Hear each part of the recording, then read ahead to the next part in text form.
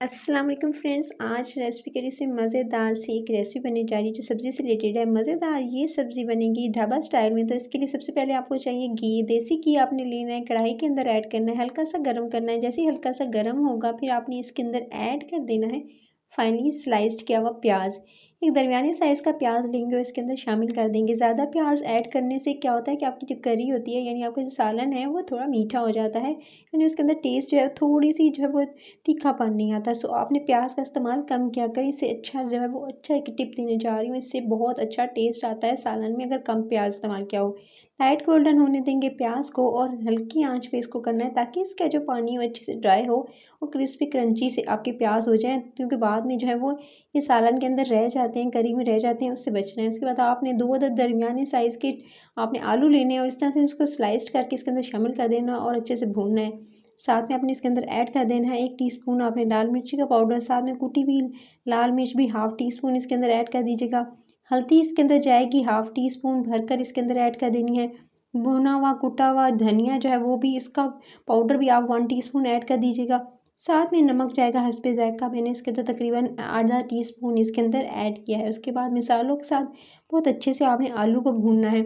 आलू की बहुत अच्छे से भुनाई करेंगे, आलू पहले ही अच्छे से भुनाई करेंगे, उसके बाद जो है बाकी की चीज़ें ऐड करेंगे। तो मसाले के साथ आपने अच्छे से इसे भूनने देना है। इसको भूनते हुए तकरीबन 2 से 3 मिनट हो चुके थे और अभी जो है ज़ाहिर बात है आलू जो है वो इसको पहले अच्छे से फ्राई करेंगे तो इसके अंदर एक बाहर से एक क्रिस्पीनेस आएगी, जो क्रिस्पीनेस जो है एंड तक रहेगी और आपका आलू जो है वो टूटेगा नहीं, बिल्कुल जिनके टूट जाते हैं आलू सालन के अंदर वैसे नहीं होगा। सो आपने पहले अच्छे से फ्राई कर लेना है। उसके बाद आपने इसके अंदर अदरक लहसुन का पेस्ट शामिल करना है 1 टीस्पून भरकर और इसके अंदर शामिल कर देंगे और साथ में आपने इसके अंदर 1 टीस्पून भरकर आपने अदरक लहसुन का पेस्ट शामिल किया और इसको अच्छे से भुनाई किया। अच्छा, अब अदरक लहसुन का पेस्ट शामिल किया है, पहले क्यों नहीं किया, इसकी वजह ये थी कि जितना भी आप साग या पालक बना रहे हो उसकी करी में अगर आप बाद में डालते हैं तो उससे बहुत अच्छा टेस्ट आता है। इसके बाद आप इसके अंदर जो है एक बड़े साइज़ का टमाटर जिसको स्लाइस्ड करके वो भी इसके अंदर शामिल कर देंगे और उसकी अच्छे से जब तक कि टमाटर जो है अच्छे से गल नहीं जाते, क्योंकि टमाटर का छिलका नहीं गलता है गाइज़।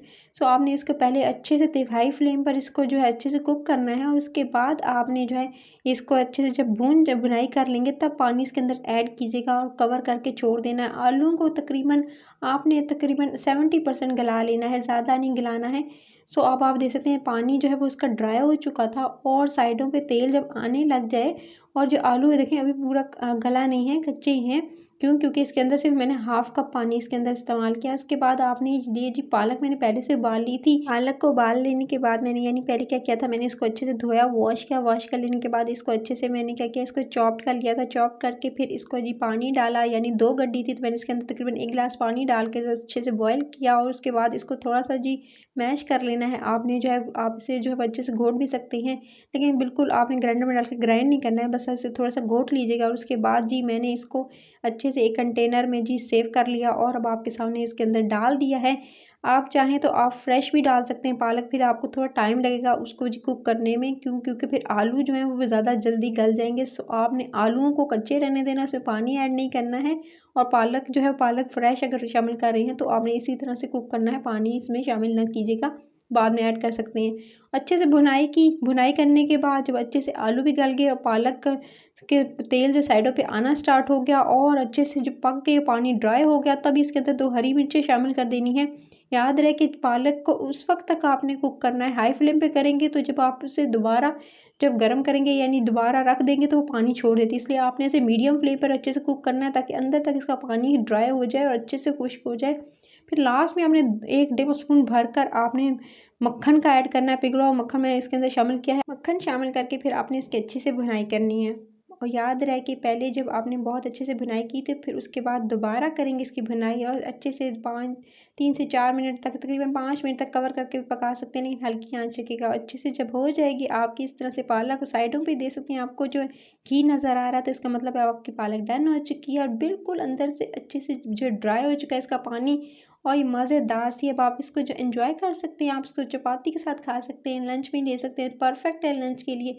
सो इस सब्ज़ी को आप ज़रूर ट्राई कीजिएगा क्योंकि सब्ज़ियाँ सेहत के लिए बहुत अच्छी होती हैं गाइस। वो लोग जो अवॉइड करते हैं सब्ज़ी को आप ज़रूर इसे ट्राई कीजिएगा, बहुत चटपटी बहुत मज़ेदार फ्यू जो है वो इंग्रेडिएंट्स के साथ मैंने इसको बनाया है। रेसिपी पसंद आई तो अभी रेसिपी करी चैनल को सब्सक्राइब, वीडियो को लाइक और शेयर ज़रूर कीजिएगा। चैनल को सब्सक्राइब कर लीजिएगा लाल बटन दबाकर। तो और अपना ख्याल रखिएगा। Till then next video, take care.